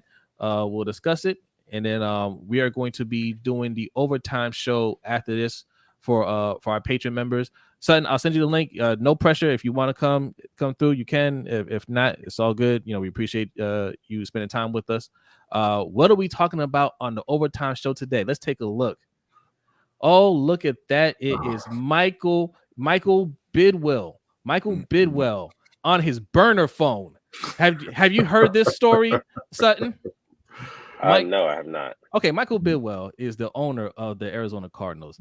He is being accused by a former employee of several things: harassment, mistreatment of workers, whatever. This employee claims that when their former GM, the Cardinals' former GM, Steve Keim, was suspended. I don't know if you remember if he was suspended or not. You know, when front office people get in trouble, they don't make big headlines. 5-game suspension for DUI. Yeah, he had a 5-game suspension for DUI, and he wasn't allowed to make contact with the team. The owner, that guy, decided I'm going to get some burner phones for the coaches and staff so we can keep in contact with the big guy for 5 days. All right. So obviously you're not allowed to do that. That's against rules. Right. So he's airing out the dirty laundry. He's got a lawsuit against them, or not a lawsuit. He's got a grievance with the league. So the league's investigating right now. And the team had responded, one, by saying absolutely untrue. But they also responded by saying, hey, you know, we got proof that this dude committed domestic violence. So, but that dude said, I still got the phone, bro. I still got the burner phone. So it's gonna be interesting. So it's gonna be juicy. Yes. See, yeah. It's gonna be a fun show. That does sound interesting. I mean, like you said that they're kind of bending the rules behind closed doors. Every team, I feel like, does that. You know, Yes. like to some extent. You know, it's just a matter of like, do we actually hear about it? You know, like all these owners, you know, because you know they collude. You know, they talk to each other and whatnot. So they have ways of like getting their way. You know, so. Yeah, that was my immediate reaction. Like, why do you need burner phones? Nobody's gonna check. You're like, right. They're not looking into if you're talking to your GM or not. They don't care. But you know, also treat your workers better, right? Because you definitely do these things behind closed doors. and somebody knows your dirt, you might want to make sure they don't have a bone to pick with you. You know what I mean? No reason, yeah, for sure. Yeah. I do want to put one thing out there also before we get going here. I made a post on the community tab. We are thinking about a summertime kind of meet and greet with us and Hendo from Rogue Pod, Coach Evans from Sip to Tally, and OTR Mike from the Open Mic Podcast, and just trying to get kind of a gauge of the interest. So if you go to the community tab on our YouTube page and just vote in the poll, just yes or no if you'd be interested in attending something like that, we'd appreciate it. Yes. Because we got to start putting that together here fairly quickly. And it should be fun. All right. It is bonus time, ladies and gentlemen. Okay. We'll be here for a few minutes. Type your comments, questions, whatever in the chat, and we will read them. I'll just go back up here because Add to Pop will type the same thing over and over again if we do not read his comment. He's gotten better at it. He's gotten better. He's much better. Yes. Add to Pop says the white player is always getting passes and people saying this is not about race is crazy. If you don't see what's going on and people calling her a piece of poop and Ish needs help real bad. Okay. What Add to Pop is saying is race does play a factor. And of course, and that's why we discuss it on the show.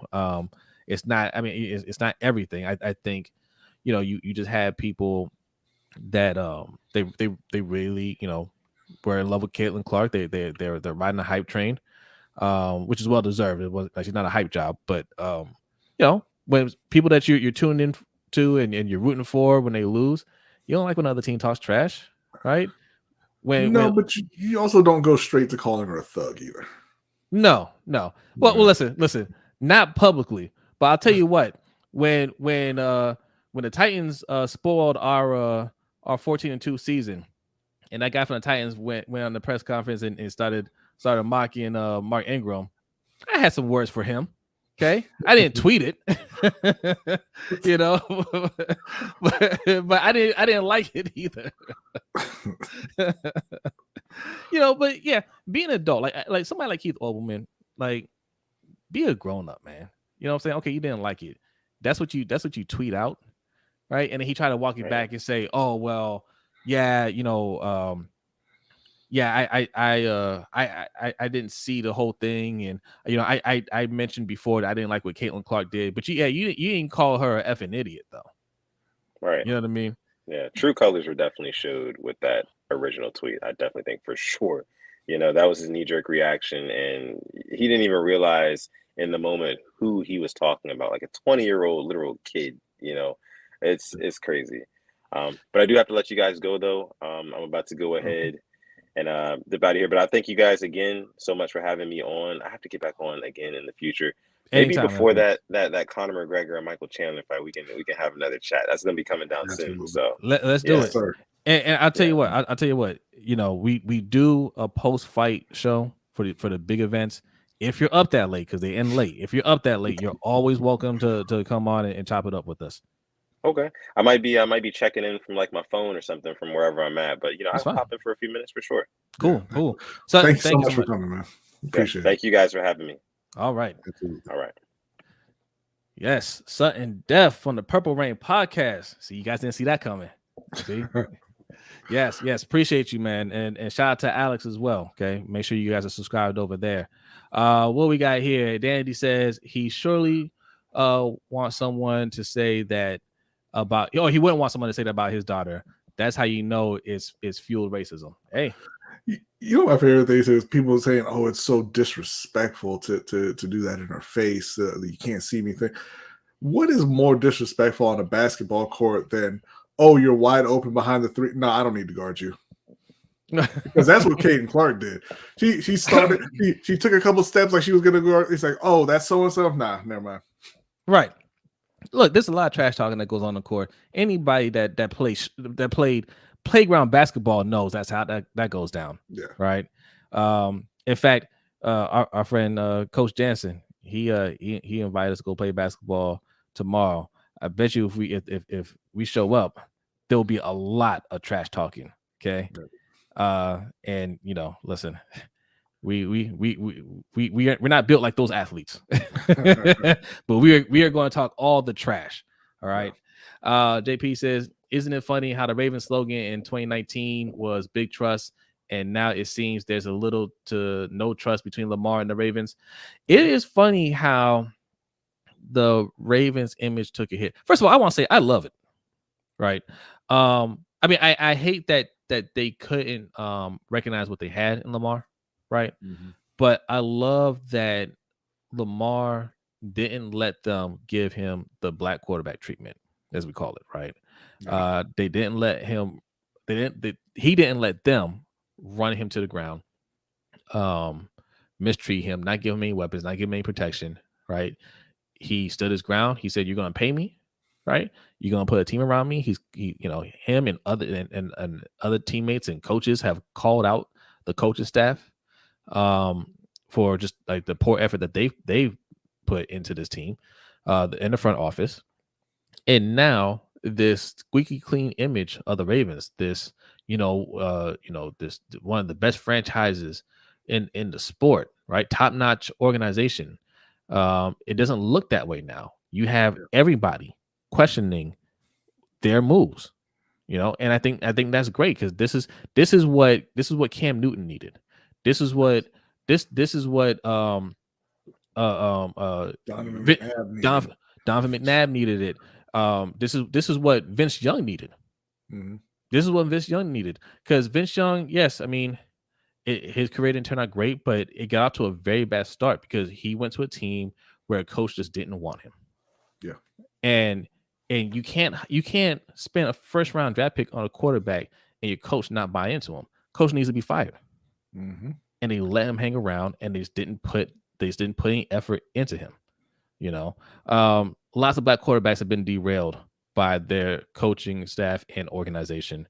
RG3 is another one. Yeah. Geno Smith. Geno Smith was a second round pick. He got basically like a year and a half maybe on a bad team to try to show something with a coach who didn't want him, and that derailed his entire career. Yeah. So I mean, I like what he's doing. I want him to hold his ground, and it's huge. It's not just for him; it's for other players coming up on contract. I think this is where this could be where players kind of make their stand, right? You're going to guarantee us more money, because that's what it's all about. I don't think the Ravens or other teams have a problem with paying him that amount of money. I think it's the timing, right? I think these teams know, prices are going to go up. The cap goes up. We're making a lot more money. We're going to have to pay more money for premium positions. I think they have a timetable, right? By this time, we're going to have to guarantee this amount. By this time, we have to guarantee this amount. Deshaun Watson's deal kind of sped up that timeline, and I think really they just want to slow it down a little bit. Yeah. And that's why there's no rush for Lamar. But if you're the Ravens, you have to understand that, man, yes, we agreed that we're not gonna pay out these contracts, but next year these contracts are going to get paid out, and we're not going to have a quarterback. So it is what it is. We got to do what we got to do. That's what they need to be on right now, and they look so foolish making these other moves, because anything outside of signing Lamar, you're going to look stupid. Yeah, I don't care if you trade them and you end up getting Anthony Richardson or Bryce Young. Huh? Don't put that on Anthony. Whoever, Bryce Young, like even if they end up getting one of those guys, they're not Lamar Jackson. Mm-hmm. And you don't have anything else on this team to support him with. So you're going to run into a similar situation, and that's the best case scenario, right? The more likely case is you just end up with a bad quarterback next year, and you don't win too many games, right? Another thing I wanted to point out too, because we talked about how they tried to sign Darius Slay. Darius Slay said he was this close, right? Yeah. Another thing that Hendo brought up on his video earlier, he played the clip. I missed this, but Darius Slay said it. He said, man, when they reached out to me, man, I started calling some of the players I know on the team like, yo, what's up with Lamar? Right. This is a defensive guy. We keep talking about the offensive side. This is a defensive guy saying, yeah, but is Lamar going to be there? And honestly, I think that could have been the difference, because he said the Ravens offered him everything that he wanted, and he ended up, going back to Philly because Philly matched. But if they said if Lamar was signed and they're like, no, Lamar's going to be here, it's all good, would that have helped sway his opinion to come to the Baltimore Ravens? Absolutely. And it's one of those things where you see fans, you see those anonymous coaches, you see people in the media talking about, Lamar's really not that good. But every single player in the league says he's one of the best players in the league. Right. And he's just a nightmare to defend. He's a guy who you want on your offense because he's unstoppable. And he's a leader that players want to play with. Like you never see players flock to guys to ask for their autograph. He was in like his second year. Yeah. And he went, oh man, it's not my jersey, it's not my jersey. And and it's only the people on the outside looking in who want to kind of downplay Lamar, saying, "Oh, he's not what everybody says he is." But everybody who's actually on that field with Lamar says he's that guy. Think about that. You're the team that's getting smoked by this guy on primetime football, and you can't wait till the game's over so you can go ask for his autograph. Lining up for his autograph. Yeah. Hey, sign this. You got you had chosen. What's the name? Chosen Robbie Anderson. Yeah, chosen Robbie Anderson hugging this man like, I love you, Lamar. I love you. He said, "Don't go." Yeah, please don't go. Zeta B says 8 shouldn't step on the field. 26-year-old MVP with 3 division titles and 4 playoff games. Yes, 1 and 3. But this organization spends all their resources on the other side of the ball, that being getting cooked. Hey, man.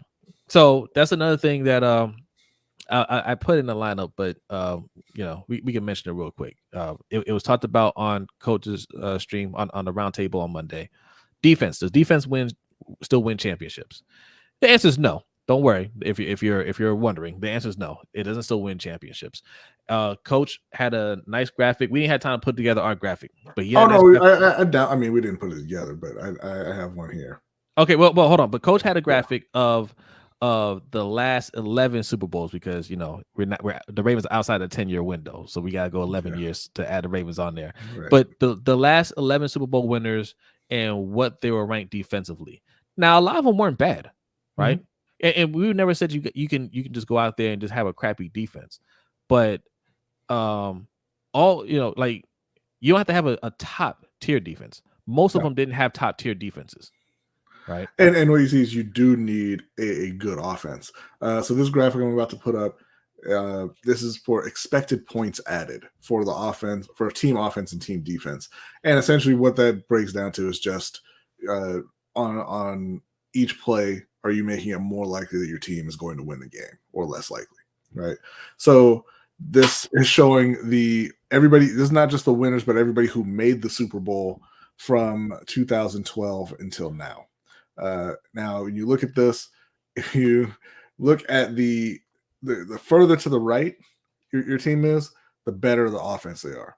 The closer to the top, the better the defense. And then, opposite. If it's all the way on the left, it's a bad offense. Down on the bottom, it's a bad defense. So what you're seeing here is there's one team who made the Super Bowl with a bottom half of the league offense. And that was the Denver Broncos in 2015 with the shell of Peyton Manning. Yeah. Now, if you look at the offenses, the Patriots and the Chiefs there are right on the line for 15, so that's technically still in the top half. But then there's 4 other teams in the bottom half for defense. 4 teams in the bottom half, including the 17 Patriots, who were looks like 25th there. The Falcons are about 24, and then the 3 Chiefs teams, from 2020, 2019, 2022, all had kind of bottom half of the league defenses and still made the Super Bowl. And the Chiefs won a couple of those Super Bowls. The Broncos did as well because they ran into a completely inept Panthers team. But again, that Broncos team is I mean, you want to talk about an outlier. They are the only ones on that side of the chart. The only every other Super Bowl or every other conference champion since 2012 has had at least the 14th best offense in the league. So the Legion of Boom, that Super Bowl that they won, that's 2013. They were what looks like the number about ninth offense and probably the number one defense. Yeah, so I didn't even know that they were that good on offense. That's crazy. Yeah, because I talk about the Broncos being an outlier, but Baltimore in 2012 and Cincinnati in 2021, they're outliers offensively as well in terms of EPA, right? Yeah. There's 3 total conference championships from 2012 to now who had an offense outside of the top 10. Yeah. To make it to the Super Bowl. Yeah. So I mean, there you go. You have to have offense. Whereas it's 10 outside of the top 10 defenses. Yeah, exactly. Now, what a lot of those defenses had were what we call closers, right? Like you have your Aaron Donalds, you had guys like that Chris Jones this year that could excuse me. I was holding that all night. But you have special players on defense that can make plays in big moments, right? And ironically, that's the one thing that the Ravens don't have. As much as they spend on defense, they don't have that guy. But they need to make situational plays, right? Big plays in certain situations. The offense has to consistently be good, right? Because you get into these shootouts, you have to be able to match, and if you're not able to keep up, that's how you get run off the field in big moments, And I want to give a shout out to Lou Primo for subscribing. Thank you, Lou Primo. Oh, let me give you a salute here. Appreciate you. Yeah, he had a couple. Hey, thank you, living legend. Lou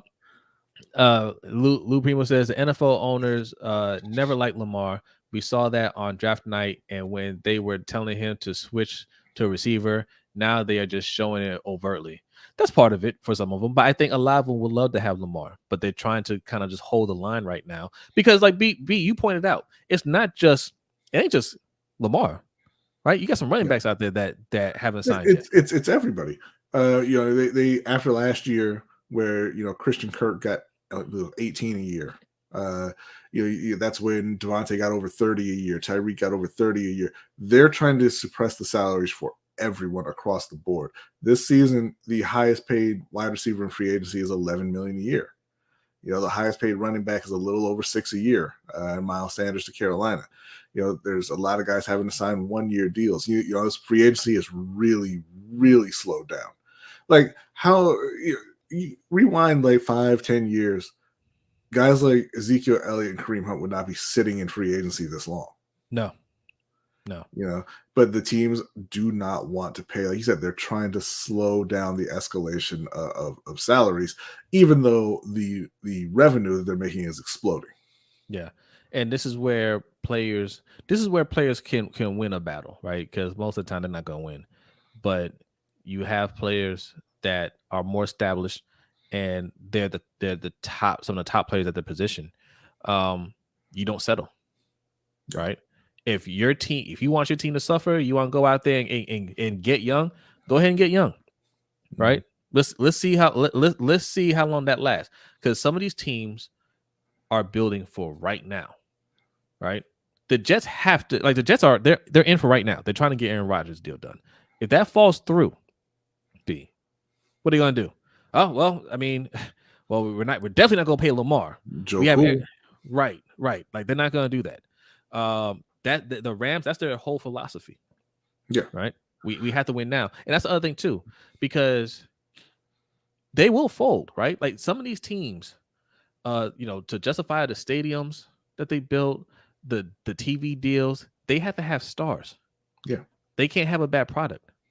Right. So if you're one of the good products, you can wait. They're going to pay you. And the biggest problem with it too is, like, if you remember back in 2011 was the first year of it.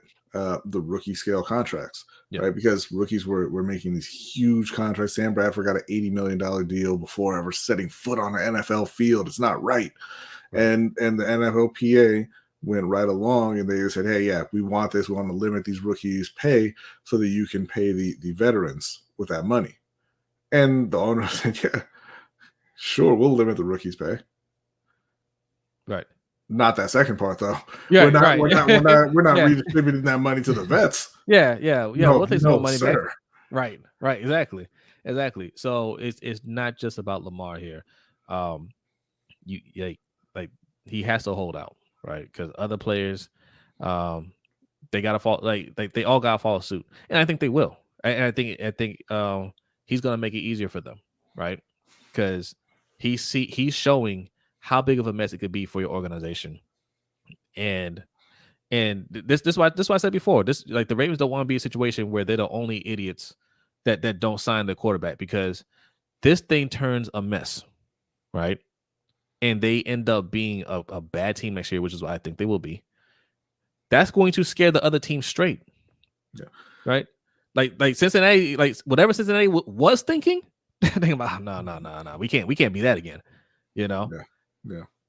And listen, to your point about like EDC and him, you know, that he should be resigning, right? Like the alternative is you're sitting out there front and center with John Harbaugh looking like a fool. Yeah. So, hey, all right, we're gonna wrap this up in a minute. Salute to Hendo and Eric L over on Facebook for the likes. Thank you. You know, if you're on Facebook, you can like our page at LBHT Show. Okay. Also on Twitch, we're over there. You can follow us over there as well. We'll read a couple more and let's get out of here. Shook says, we ain't talking about Mayfield, Ron. Keep it to your trash team. Wait. What did Raven Ron say? Says Steelers have been smoked by Baker Mayfield, though.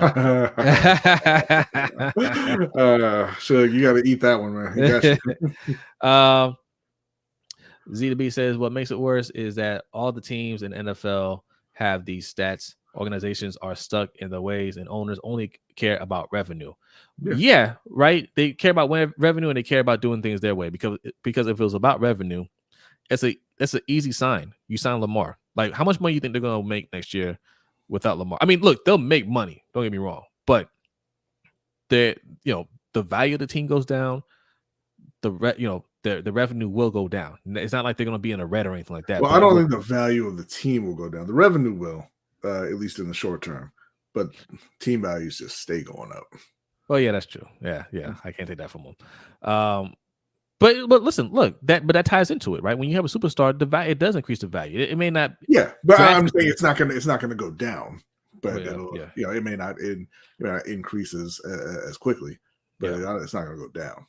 Super Brother says $100 million for an inside linebacker, but Ravens wants to pay that much for a defensive end.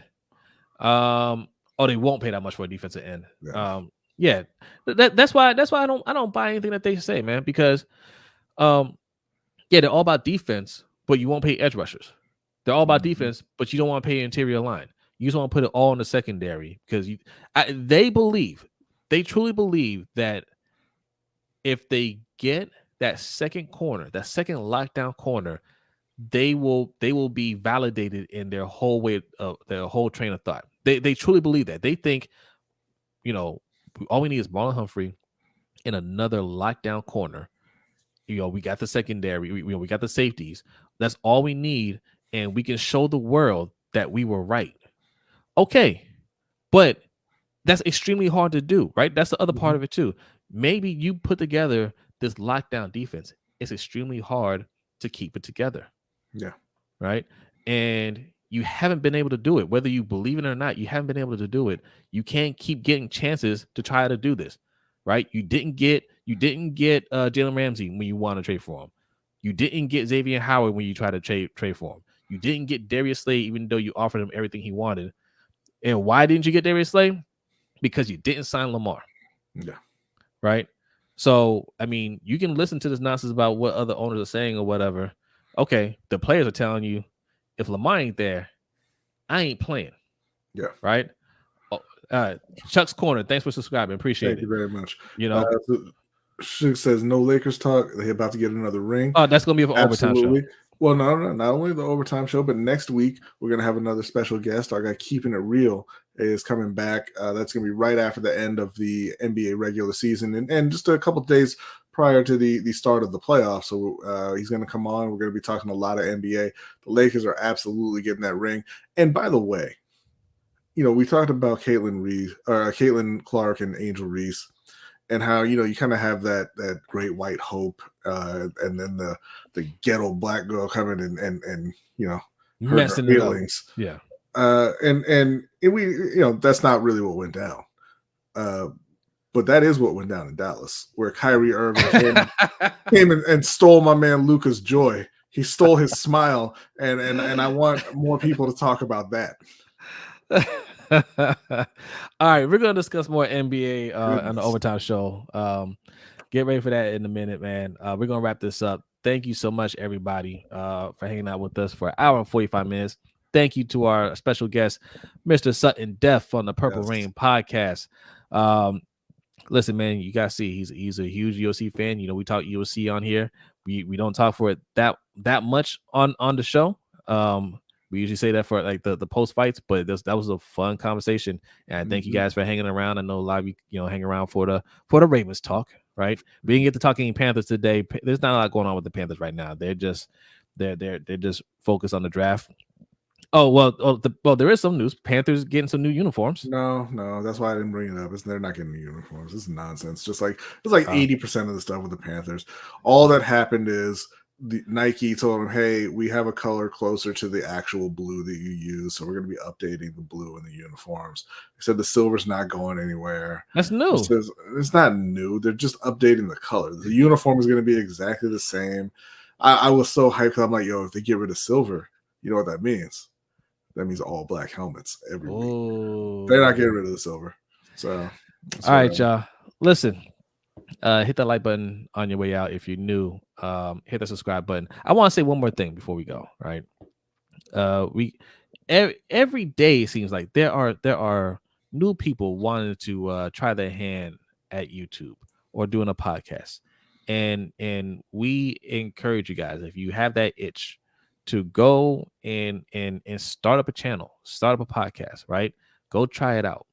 If you like it and you have a feel for it and it's something you want to continue to do, me and B are going to be putting together a little what do you call it, ebook, and we're going to have a coaching session for you guys to kind of help you get started, like a little beginner's guide for you guys. Also, I'm going to do a little plug here. We have 2 affiliate links if you look in our description at the bottom for vidIQ and TubeBuddy. Those are 2 tools, very powerful tools that can help you guys starting out, crafting your titles, crafting descriptions for your videos, thumbnail suggestions, all that stuff, right? So, if it's something that you're thinking about getting into, something that you're already doing, click on that link, take a look at it and, sign up for it if you think that'll help you and that'll help the show. All right. But thank you guys so much. All right, B, are you ready? I'm ready. All right, patrons, get ready. The overtime show is starting in a couple minutes.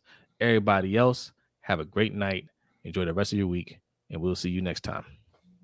Peace.